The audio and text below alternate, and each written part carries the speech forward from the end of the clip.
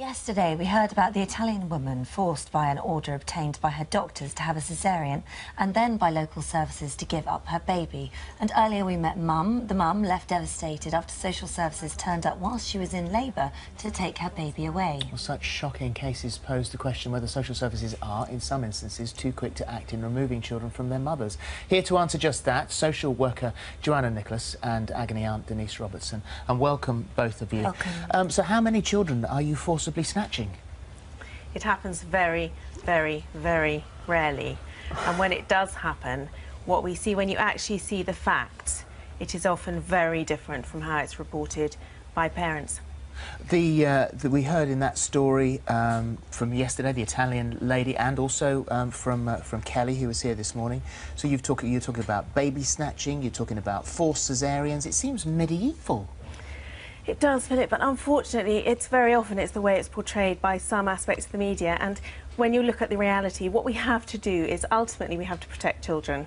And if somebody is unable to do that, if a parent is unable to do that, then our laws say that the state has to step in. And I need to be really clear, social workers don't have the power to do these things. It's not the social workers. They go to the court and apply to the court for an order.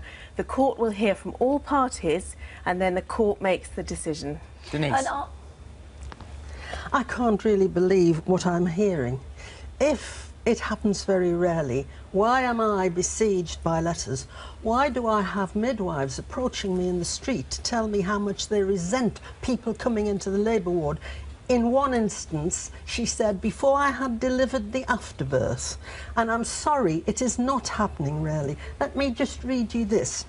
A damning study by Professor Jane Ireland, a forensic psychologist, examined more than 127 expert witnesses' reports.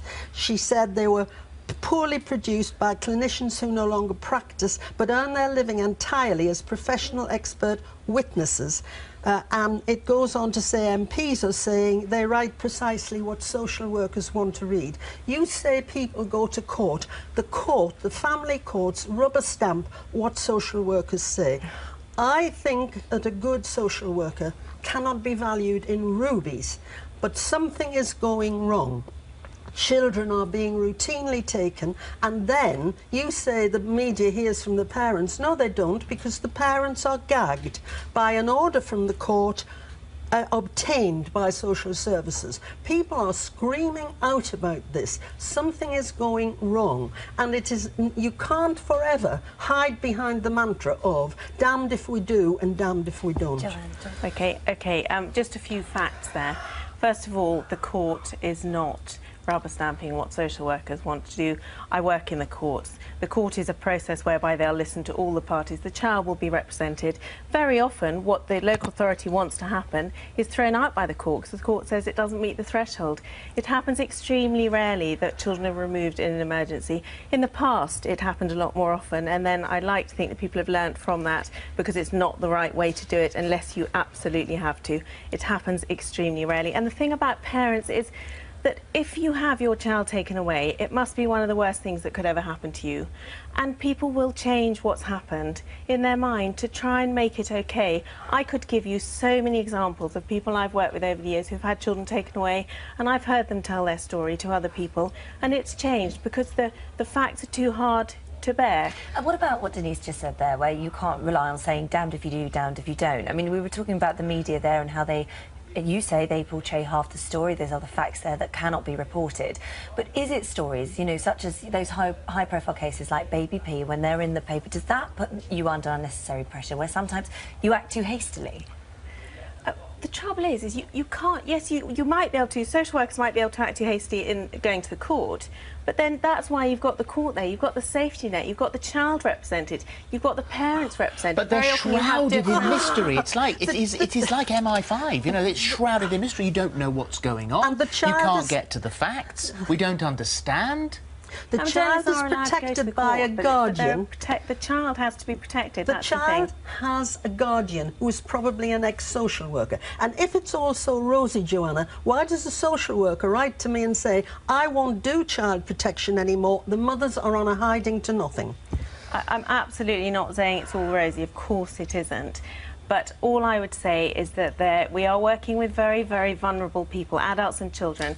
And half of me, and I've always thought, up until recently, I've always thought it's right the local authority doesn't talk out. And it's only when you're actually in care proceedings that you can't talk about it.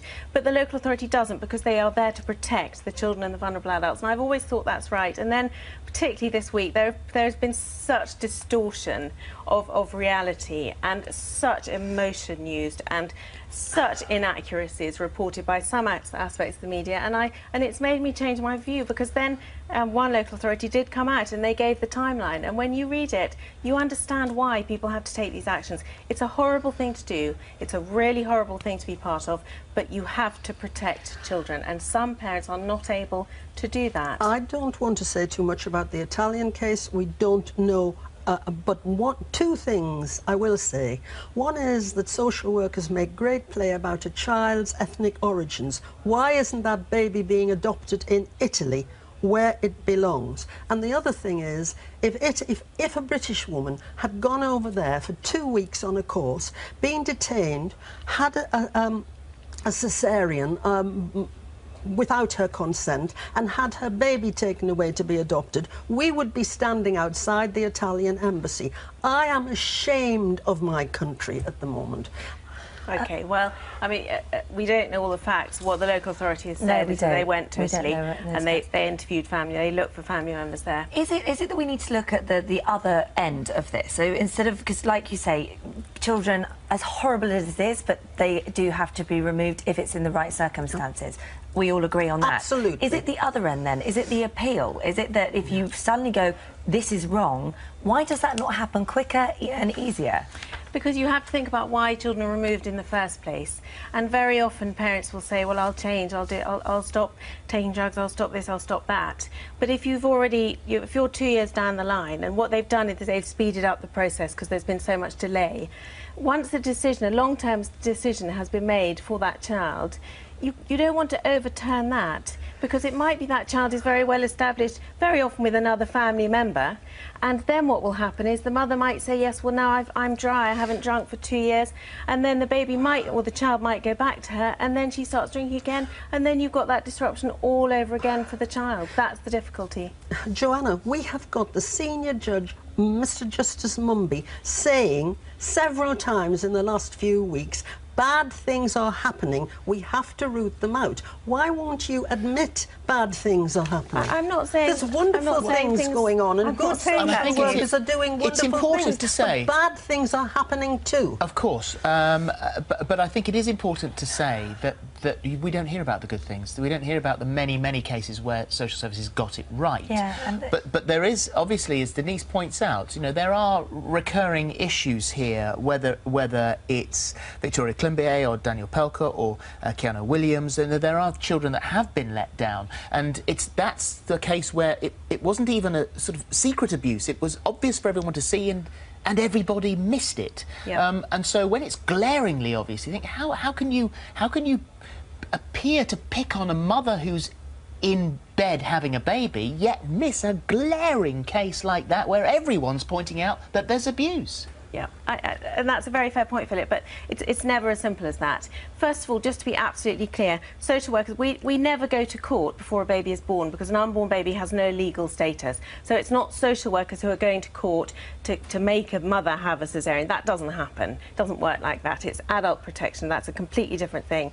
But when you say the glaringly obvious cases, there are many areas where there will be many, many, many children very similar, living very similar lives to those children who have died these terrible deaths, and you are always making that judgment of what's the right thing to do, and there are these safety nets along the way, and ultimately it is the court. And I don't say that to try and abdicate responsibility of the social workers, but it's right that it's not just one agency who says enough is enough, we need to take that child out. It is a very draconian courts are getting reports action, which are asked for by social services, and they're bad reports, and in some cases they haven't even seen the person they're reporting on. They're going off the notes of the social worker. Actually, that cannot be right. I'm sorry, Denise, it's actually the court that asks for the expert, and the expert who is appointed has to be agreed by all the parties, and if the court isn't happy with the quality of the report, then that's for the court to complain about. I just want to make one final point here, one final point, attempting to put this right.